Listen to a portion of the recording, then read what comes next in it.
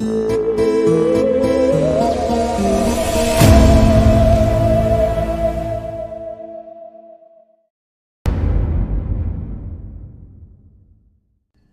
सर्दियों की रात थी। गोवा के सुनसान इलाके में बना हुआ वो बंगला अपने आप में रहस्य समेटे खड़ा था। बाहर ठंडी हवाओं की सनसनाहट और अंधेरा पूरे माहौल को और भयानक बना रहा था। कमरे के भीतर गोवा का सबसे बड़ा और बूढ़ा प्रॉपर्टी डीलर राजन ओबेरॉय और डेविड आमने सामने बैठे थे। डेविड, तुम्हारे बारे में सुनकर मुझे बहुत दुख हुआ है। तुम्हारे पिता किसी समय गोवा के सबसे बड़े बिजनेसमैन थे, लेकिन जब वो इंग्लैंड चले गए तो सब कुछ बेच डाली। उसी समय मैंने भी तुम्हारी कुछ प्रॉपर्टीज की सेल करवाई थी, लेकिन कहते हैं ना, वक्त का कुछ पता नहीं। आज तुम खुद कह रहे हो कि तुम्हारा बिजनेस डूब चुका है और तुम पर कर्ज भी है। जी, और अब मैं दोबारा गोवा में बसना चाहता हूँ। मुझे मेरे बजट के हिसाब से एक अच्छा बंगला चाहिए और मैं जानता हूँ कि आप मुझे दिलवा सकते हैं। एक बंगला है और इत्तेफाक देखो, वो कभी तुम्हारे पिता की प्रॉपर्टी हुआ करता था, लेकिन उसमें कोई टिक नहीं पाया। वो फ्रेंड्स कॉलोनी में है। नहीं, मैं वहां कभी नहीं गया। देखिए, मुझे बस एक अच्छा बंगला चाहिए और मेरा बजट उतना ज्यादा भी नहीं है। तो ये लो, ये वही बंगला है, आज से फिर से तुम्हारा। डेविड ने बिना कुछ और कहे चाबियां उठाई और वहां से चला गया। अगली सुबह डेविड अपनी पत्नी मारिया और बेटी एना के साथ उस पुराने बंगले के सामने खड़ा था। ठंडी हवा में पत्तों की सरसराहट और छत पर बैठे कौवों की कांव कांव माहौल को और भी डरावना बना रही थी। डैड, कितना खूबसूरत बंगला है। डेविड, देखो, पास में चर्च भी है, अच्छा है। हाँ, यही तो खास बात है। लेकिन एक बात समझ में नहीं आई, ये बंगला कभी तुम्हारे पिता की प्रॉपर्टी था, अब इतने सस्ते दामों में तुम्हें कैसे मिल गया? अरे, तुम ही तो कहती थी मुश्किल वक्त में गॉड मदद करता है। डेविड ने दरवाजा खोला। लकड़ी का दरवाजा चरमराहट के साथ खुला और भीतर से जंग लगे लोहे और मिट्टी की गंध बाहर फैल गई। बंगले के अंदर जाकर वे तीनों बुरी तरह चौंक उठे। बंगले की हर चीज साफ सुथरी पड़ी हुई थी। फर्श पर धूल तक नहीं थी। फर्नीचर, दीवारें, गलियारें, सब कुछ ऐसा था मानो कुछ ही समय पहले पूरी तरह से साफ किया गया हो। ये नजारा देखकर मारिया हैरत में पड़ गई। क्या तुमने यहाँ आने से पहले किसी से इसकी सफाई करवाई थी? नहीं तो, मैं भी बंगले में पहली बार आया हूँ। ऐसा लग रहा था जैसे कोई हमारे आने से पहले ही यहाँ आकर सब कुछ व्यवस्थित कर गया हो। तभी एना की नजर सामने दीवार पर लगे हुए एक बड़े पुराने शीशे पर पड़ी। डैडी, देखो, कितना खूबसूरत आईना है। मेरे पापा को एंटीक सामान खरीदने का बहुत शौक था, शायद ये उनका खरीदा हुआ होगा। तभी डेविड का फोन बजा और वो बाहर चला गया। मारिया घर के इधर उधर कमरों में झांकने लगी। एना शीशे के सामने खड़ी हो गई और अपने ही अक्स को घूरने लगी। कुछ ही समय बाद एना ने देखा कि शीशे में दिख रहा उसका अक्स अचानक अजीब होकर हिलने लगा। शीशे में एना को अपनी छाया पहले जैसी नहीं दिखी। उसके अक्स की आंखें फटी हुई, मुस्कान स्याही जैसी थी। अचानक शीशे से धुआं निकला और धुएं ने धीरे धीरे एक आकार धारण कर लिया। कुछ ही सेकंड में एक बड़ी भयानक लड़की की शक्ल बन गया। बाल जमीन तक फैले हुए, आंखें लाल, चेहरा सड़ा हुआ। उसकी आवाज गहरी और खट्टी थी। तुम कौन हो? तुम्हारा स्वागत है एना, मुझे तुम्हारा ही इंतजार था। एना चीखने लगी। एना की जोरदार चीख सुनकर डेविड और मारिया दौड़ते हुए अंदर आ गए।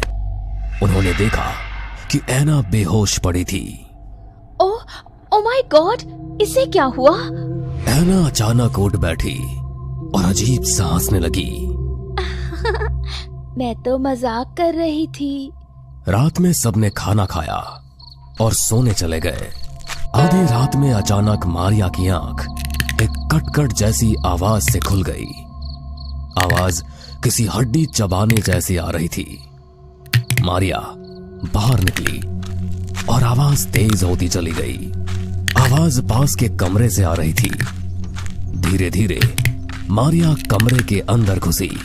जो दृश्य उसने देखा, उसे देखकर वो कांप गई। ऐना का चेहरा बदला हुआ था। उसके हाथों और कपड़ों पर खून के दाग थे।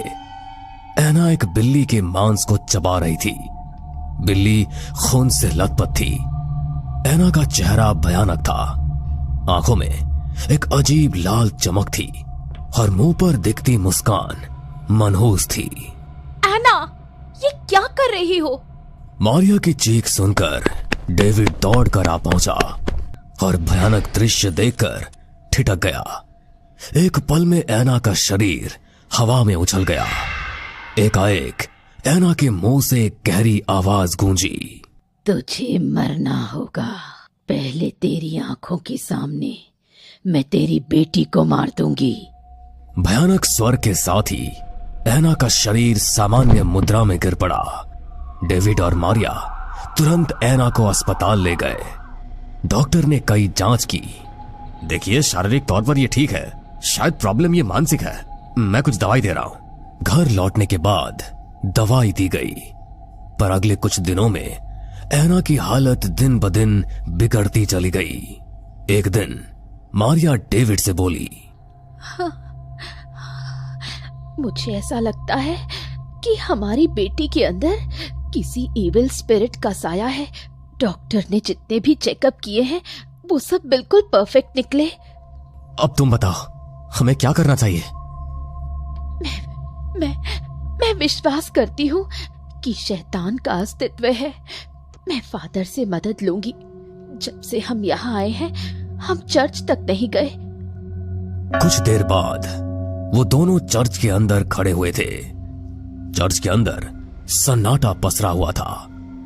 मारिया रोती हुई चर्च के फादर डिसूजा को सारी घटना बताने लगी। मैं आज रात तुम्हारी बेटी के लिए एक एक्सोर्सिज्म करूंगा, प्रभु के नाम पर पवित्र संकेतों से। धन्यवाद फादर, मैं तैयार रहूंगी।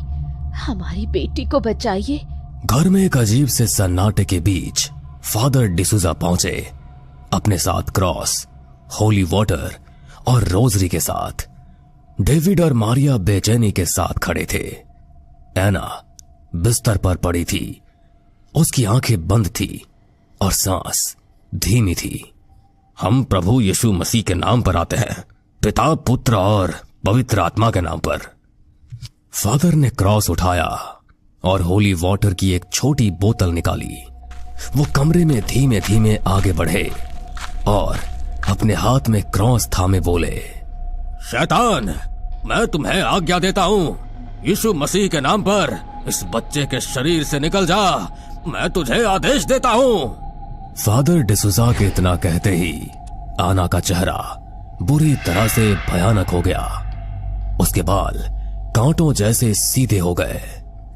डेविड को मारे बगैर तो मैं इसे बिल्कुल नहीं छोड़ूंगी। इविल स्पिरिट, अपना नाम बताओ। तभी ऐना के अंदर से एक भयानक दूसरी लड़की की आवाज आई, जूलिया।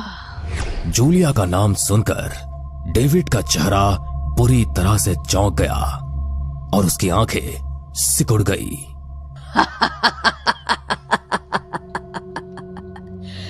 क्या हुआ? बरसों बाद इस नाम को सुनकर तुम्हें कुछ याद आया क्या? कौन जूलिया? पूछना है तो इस डेविड से पूछो। कौन जूलिया, ये तुझे बताएगा। फादर ने दोबारा पवित्र जल शरीर पर फेंक दिया। ऐना बुरी तरह से चिल्लाने लगी, मैं तेरे मुंह से सुनना चाहता हूं। तभी ऐना की आंखों से काला धुआं निकला और मारिया और फादर की आंखों के सामने एक तस्वीर चलने लगी। सुबह से बारिश हो रही थी। शाम का समय था। जूलिया, जिसकी उम्र 17 वर्ष थी, भीगी हुई बारिश में जंगल के एक हिस्से में खड़ी थी। तभी वहां एक हैंडसम लड़का आ पहुंचा। जिसकी उम्र 18 से 19 वर्ष रही होगी, वो और कोई नहीं बल्कि डेविड था। अरे जूलिया, ये क्या बचपना है? अरे तुम्हारे मॉम डैड तुम्हें ढूंढ रहे हैं। आखिर तुम घर क्यों नहीं जा रही? मजबूरन मुझे तुम्हें यहाँ आकर ढूंढना पड़ा, क्योंकि मुझे पता था कि तुम यहीं मिलोगी। मैं तुम्हारे बच्चे की माँ बनने वाली हूँ। ये सुनकर डेविड पूरी तरह से चौंक गया। ये तुम क्या कह रही हो? मैं सच कह रही हूँ। मुझे भी आज ही पता चला कि मैं प्रेग्नेंट हूँ। देखो डेविड, मैंने तुम्हें अपना सब कुछ सौंप दिया, अपना मन, अपना तन। अब तुम्हें मुझे अपनाना पड़ेगा। अगर मॉम डैड को मेरी प्रेगनेंसी के बारे में पता चल गया तो वो बुरी तरह टूट जाएंगे। इतना कहकर जूलिया डेविड के पास आकर उसका कोट पकड़कर रोते हुए बोली, देखो डेविड, तुम ही मुझसे कहते थे कि तुम मेरे साथ शादी करोगे। चलो ना, हम चर्च में शादी कर लेते हैं। ओह माय गॉड, ये क्या हो गया? अरे मैं तो इसके साथ सिर्फ टाइम पास कर रहा था। अगर सबको पता लग गया कि मैंने इससे प्रेग्नेंट कर दिया तो मेरी तो इमेज ही खराब हो जाएगी। ओह नो, अब मैं क्या करूं? तुम क्या सोच रहे हो? अरे तुम प्रेग्नेंट हो, लेकिन इसका भी एक प्रोसेस होता है। देखो, अभी बच्चा होने में समय है। कुछ दिन बाद मैं खुद तुम्हारे मॉम डैड को बता दूंगा और अपने डैड को भी। नहीं डेविड, मैं घर नहीं जाऊंगी। या तो तुम मुझे लेकर चर्च चलो या फिर घर चलो और सबको बता दो कि तुम मुझसे प्यार करते हो और मेरे पेट में तुम्हारे प्रेम का अंश पल रहा है। ये सुनकर डेविड अपना सिर पकड़कर बैठ गया। अरे यार, ये तो गली पड़ गई। डेविड, सोच, कुछ न कुछ तो करना होगा। डेविड जबरदस्ती मुस्कुराते हुए बोला, ठीक है, एक काम करते हैं, हम कल इस बारे में बात करते हैं बैठ के, ठीक है? मैं यहाँ से तब तक नहीं जाऊंगी जब तक तुम मेरी बात नहीं मान लेते। तभी जोरदार बारिश शुरू हो गई। जूलिया, ठीक है, अगर तुम घर नहीं जाना चाहती तो फ्रेंड्स कॉलोनी में मेरे डैडी का एक बंगला है, वहां चलते हैं। देखो, अगर तुम यहाँ रही तो बीमार पड़ जाओगी। बहुत जिद के बाद जूलिया मान गई थी। डेविड उसे फ्रेंड्स कॉलोनी वाले अपने डैडी के पुराने बंगले में ले गया था। तुम्हारा बंगला तो बहुत खूबसूरत है। शादी के बाद हम यही रहेंगे। जूलिया इतना ही कह पाई थी कि तभी डेविड ने अचानक वहां पड़ा चाकू उठाया और उसकी गर्दन पर वार कर दिया। जूलिया ने चीखते हुए वहीं दम तोड़ दिया। डेविड की आंखों में खून सवार था। बेवकूफ कहीं की, तेरे जैसी लड़कियों से अगर शादी करने लगा तो गोवा की आधी लड़कियां मेरी पत्नी बन जाएगी। अच्छा है आज बारिश हो रही है, तूफानी रात भी है, किसी ने मुझे इस बंगले में आते भी नहीं देखा। यही मौका है।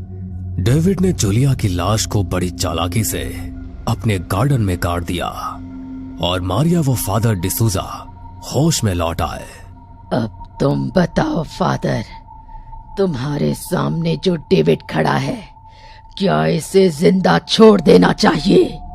देखो जूलिया, पहले तुम ऐना के शरीर से बाहर आओ, हम बात करेंगे। इतना कहते ही ऐना बेहोश हो गई। उसके अंदर से काला धुआं निकला और वो भयानक जूलिया में परिवर्तित हो गया। देखो, अगर तुम इसे अभी मार दोगी तो ये रहस्य ही रह जाएगा। मैं चाहता हूँ कि कानून इसे इसकी सजा दे, ताकि गोवा के लोगों को पता चले कि इसके चेहरे के पीछे कितना घिनौना चेहरा छुपा है।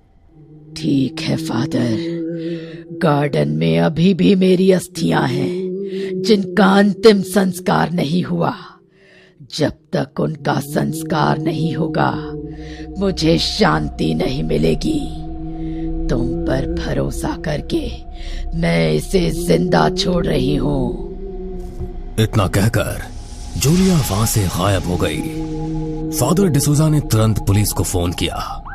गोवा का इंस्पेक्टर वहां आ गया। क्या ये सच है? हाँ। दफा हो जाओ यहाँ से। मुझे नहीं पता था कि मेरे साथ कोई इंसान नहीं बल्कि तुम्हारे जैसा राक्षस रह रहा है। इंस्पेक्टर ने डेविड की मौजूदगी में गार्डन की खुदाई करवाई। वहां से एक कंकाल बरामद हुआ। इंस्पेक्टर ने डेविड को गिरफ्तार कर लिया। अगले दिन अखबार में छप चुका था, 20 वर्ष पहले लापता हुई जूलिया की रहस्यमयी गुत्थी सुलझ गई। कातिल कोई और नहीं बल्कि डेविड है। उस दिन के बाद सब कुछ सही हो गया। एना बिल्कुल स्वस्थ हो गई और मारिया अपनी बेटी को गोवा से ले गई। अब वो उस शहर की शक्ल भी नहीं देखना चाहती थी जहां उसके पति ने इतना बड़ा गुनाह किया था।